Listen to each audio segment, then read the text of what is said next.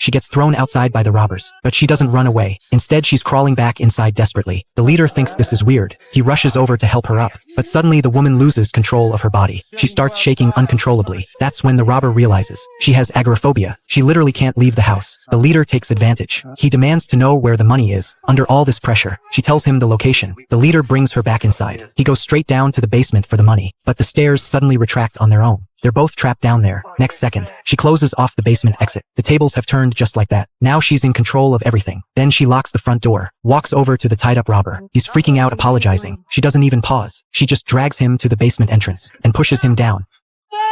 Next, she goes to the storage room, opens up the basement surveillance like a pro, watching what the robbers are doing. Soon enough, she's back at the basement entrance. She tells the robber there's a first aid kit behind the door next to him. He can go get it himself. But when the leader walks in, she quietly works the remote control. Next second, the door closes again, locking him inside. The other robber realizes he's been played. He's slamming against the door like crazy, but there's no way it's opening. Right when he doesn't know what to do, he spots a rock in the corner. He picks it up and smashes the lock, and it actually breaks open. But this whole thing, she's already seen it on the surveillance. She grabs a hammer and rushes over. The robber has no idea she's already there.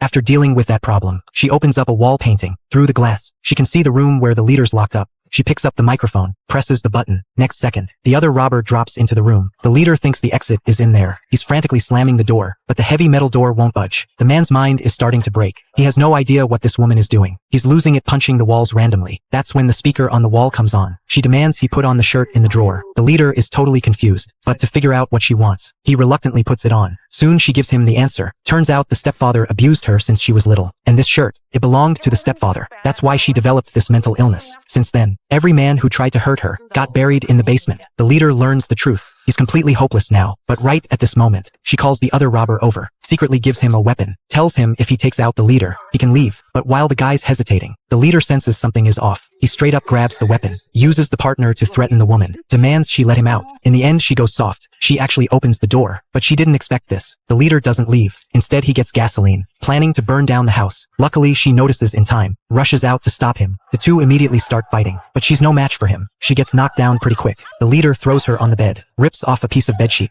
wraps it tight around her neck. She's about to suffocate. The partner steps up to stop him, but gets shoved to the ground. Right at that moment, she manages to grab the weapon. The danger is finally over. She lets the remaining robber go. Then she picks up the lighter, tosses it straight at the gas-soaked house. As the flames roar up, she finally leaves. This house that trapped her for decades,